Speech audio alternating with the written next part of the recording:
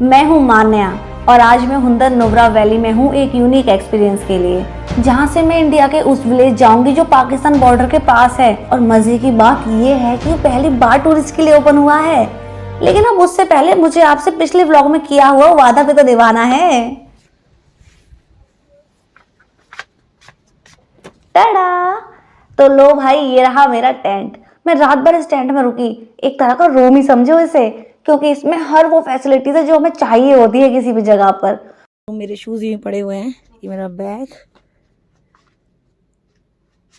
थोड़ा सा मेरा सामान पड़ा हुआ है यहाँ पे, और ये है थोड़ा सा स्पेस है यहाँ पर, और फिर ये है बाथरूम। जब मैं नुब्रा वैली से आई है रात को स्टे के लिए, तब ठंड काफी बढ़ गई थी और हवा इतनी तेज थी कि टेंट बहुत जोरों से हिलने लगा। सच बताऊं तो मुझे तो यही लगा कहीं टेंट ना उड़ जाए। चलो, हम बहुत बातें हो गई, अब आज के एडवेंचर की शुरुआत करते हैं। हर बार की तरह मैं एक्साइटेड होकर गाड़ी में बैठ जाती हूँ और मुझे कोई अंदाजा नहीं होता कि भाई आज इस ट्रिप पर मेरे साथ क्या होने वाला है। वैसे आज का सफर काफी इंटरेस्टिंग है, क्योंकि जितने लैंडस्केप मैंने अलग अलग शहरों में देखे होंगे ना, उससे कहीं ज्यादा आज इस सफर में देखने को मिलने वाले हैं। जहाँ लद्दाख के ये खूबसूरत नज़ारे देखकर मेरी आंखों को ठंडक मिल रही थी, वहीं दूसरी तरफ इन पथरीले रास्तों ने मेरी कमर का कचूमर बना दिया था। लेकिन नज़ारे इतने खूबसूरत थे कि ये भी वर्थ इट लग रहा था। अगर मैं कहूँ कि इंडिया के इस रीजन में रेनबो माउंटेन्स हैं, तो क्या आप यकीन करोगे? कोई नहीं, मेरे इंस्टाग्राम फॉलोअर्स ने भी नहीं माना था। लेकिन अगर मैं आज आप लोगों को इस वीडियो में वो रेनबो माउंटेन्स दिखा दूं, तब तो मानोगे ना। वैसे एक अंदर की बात बताऊं तो मुझे खुद भी नहीं पता कि सच में है भी या नहीं, लेकिन आज इस बात का खुलासा हो जाएगा, क्योंकि हम उसी रास्ते से जाने वाले हैं जहां वो रेनबो माउंटेन्स हैं। कहा था ना आज का सफर काफी इंटरेस्टिंग है, और आप लोग कहाँ मगर झूठ समझ रहे थे। अब दिल थाम के बैठ जाओ आप लोग, क्योंकि किसी भी वक्त वो रेनबो माउंटेन्स वाली लोकेशन आ सकती है। ये भी नहीं है, ओए ये भी नहीं है, ये है क्या? अरे लेफ्ट में देखो ना, मानता है कि नहीं? रास्ते पर खूबसूरत पहाड़ों को सर्च करते करते हम अब फाइनली आ जाते हैं अपने उस डेस्टिनेशन पर जहां कर हमारी सर्च खत्म हो जाती है, थांग विलेज। इस गांव और यहाँ के लोगों की कहानी सबसे अलग है। 1947 के भारत पाक बंटवारे से पहले थांग सहित 3 गांव भारत का हिस्सा थे, लेकिन बंटवारे के बाद ये चारों गांव पाकिस्तान में चले गए। 24 साल बाद 1971 में भारत पाक के बीच वॉर छिड़ गया और रातों रात फिर से ये चारों गांव भारत का हिस्सा बन गए। लेकिन जो लोग मार्केट या काम पर गए थे, वो बॉर्डर के उस पार ही रह गए।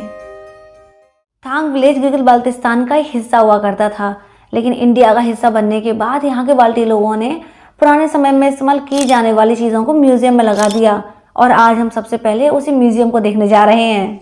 इस म्यूजियम में एंट्री करते ही इसकी कलाकारी मुझे चौंका देती है। जब मैं सारे पेड़ पौधों को पानी पहुंचाने का ही तरीका देखती हूँ, बड़ी खुशी खुशी मैं म्यूजियम की तरफ आगे बढ़ती हूँ। रास्ता चाहे कितना भी सीधा हो, लेकिन उस पर चलने वाला टेढ़ा हो तो क्या किया जाए। पेड़ पौधों की खूबसूरती देखते देखते मैं अपने ग्रुप से बिछड़ जाती हूँ और म्यूजियम ढूंढते ढूंढते मैं ना जाने किन लोगों के घरों में घुस जाती हूँ, जहाँ लिटरली आसपास कोई एक जन भी नहीं होता।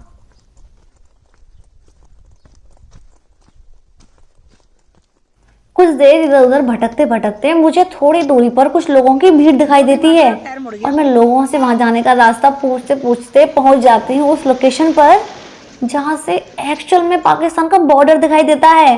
और भाई इत्तेफाक तो देखो, मुझे मेरा ग्रुप भी वहीं मिल जाता है। पाकिस्तान का बॉर्डर देखने के लिए इतनी भीड़ होती है कि मैं तो अपने कदम पीछे ले लेती हूँ और एक फोटो क्लिक करवा के बाहर आ जाती हूँ। वैसे देखा जाए तो ना मैं म्यूजियम देख पाई और ना ही पाकिस्तान बॉर्डर। वैसे बॉर्डर से हमारी गाड़ी तक जाने का रास्ता काफी टेढ़ा मेढ़ा है, तो जब तक मैं गाड़ी तक पहुंचूंगी, आ जाओ तब तक म्यूजियम की फोटोज ही देख लेते हैं साथ साथ।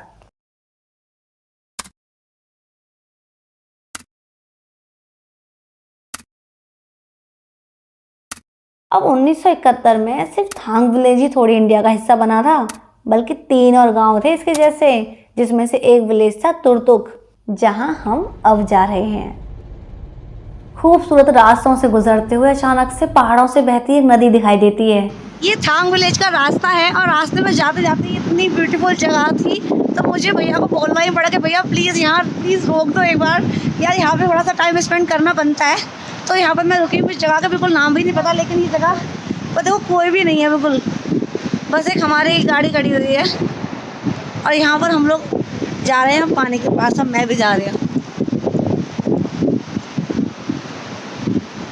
तो बीच रास्ते में गाड़ी रुकवा कर मैं लुढ़कते पुढ़कते नदी के किनारे पहुंच जाती हूँ।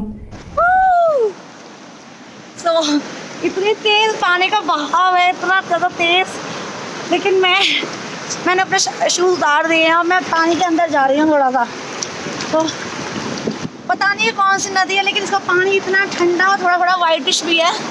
हाँ बहुत ठंडा है बहुत। कुछ तो खास बात थी इस नदी में। सुबह से घूमते घूमते पैरों में जो दर्द हो रहा था, इन पहाड़ों से बहती नदी में पैर रखते ही दर्द बिल्कुल छूमंतर हो जाता है और पानी के किनारे इस खूबसूरती को देखते देखते आधा घंटा यूं ही बीत जाता है। लेकिन हमें शाम होने से पहले अपने डेस्टिनेशन भी तो पहुंचना था, तो फिर से अपनी गाड़ी में बैठकर चल देते हैं विलेज की तरफ। विलेज पहुंचते ही सबसे पहले पापी पेट का ख्याल आता है और मैं एक क्यूट से रेस्टोरेंट में अपने favourite crispy honey chilli potato order कर देती हूँ। पेट पूजा करके मैं निकल जाती हूँ ये खूबसूरत विलेज एक्सप्लोर करने। और इस बार मैं डिसाइड करती हूँ कि पहले वाली गलती ना करके अपने ग्रुप के साथ ही रहूं।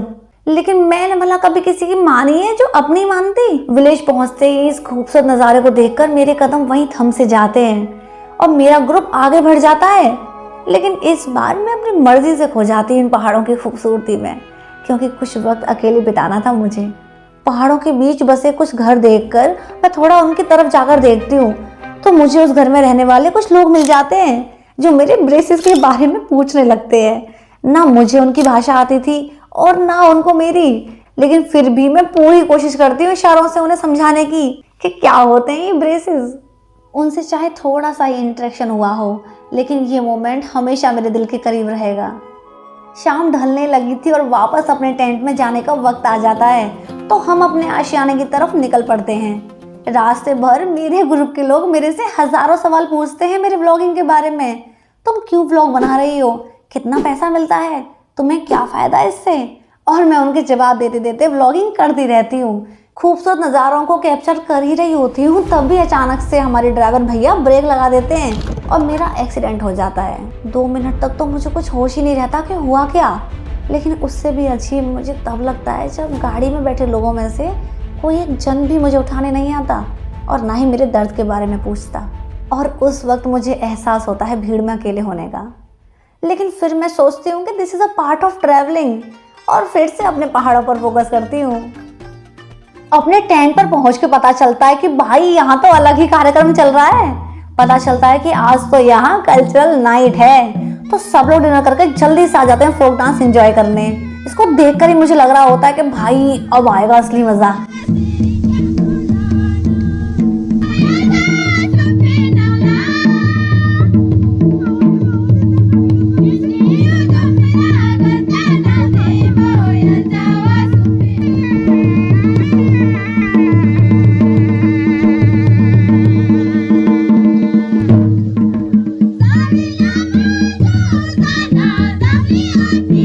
लेकिन यार बड़ा ही अजीब लगता है मुझे देख करके कोई भी इस डांस को अप्रिशिएट ही नहीं करता और ना ही उनके लिए तालियां बजाता।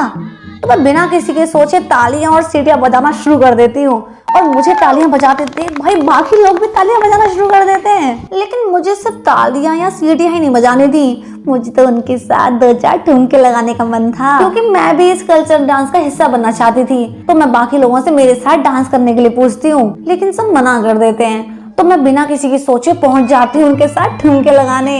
हाँ थोड़ा वक्त लगता है मुझे उनके स्टेप समझने में, लेकिन मैं हार नहीं मानती।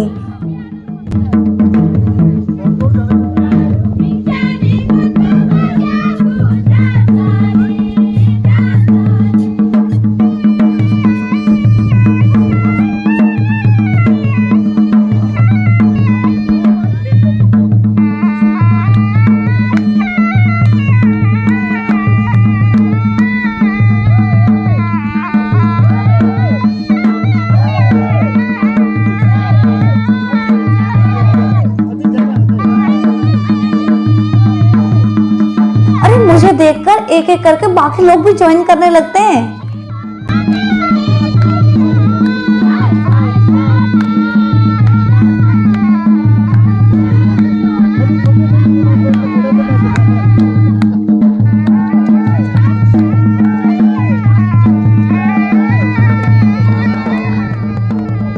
हवा बहुत तेज चल रही होती है और ठंड भी काफी बढ़ने लगती है, फिर भी कोई अपने रूम में नहीं जाता। सब इस नाइट को मिलकर एंजॉय कर रहे होते हैं। जानता तो हम में से कोई भी किसी को नहीं, लेकिन सब मिलके ऐसे नाच रहे होते हैं जैसे एक दूसरे के कब से रिश्तेदार हों। लेकिन इस रात मुझे ये सीखने को मिल जाता है कि भाई कुछ भी करने के लिए किसी का इंतजार मत देखो। शुरुआत में तुम बेशक अकेले होंगे, लेकिन आखिर तक आते आते तुम्हारे साथ बहुत लोग होंगे। आज इस सफ़र में काफ़ी कुछ नया हुआ और काफ़ी कुछ नया सीखा भी, लेकिन अभी और भी बहुत कुछ देखना और सीखना बाकी है, क्योंकि कल हम अपना सफ़र शुरू करेंगे पैंगोंग लेक के लिए। अगर आपको ये ब्लॉग अच्छा लगा हो तो थोड़ा सा प्यार, थोड़ा सा साथ। अब मिलते हैं नेक्स्ट ब्लॉग में।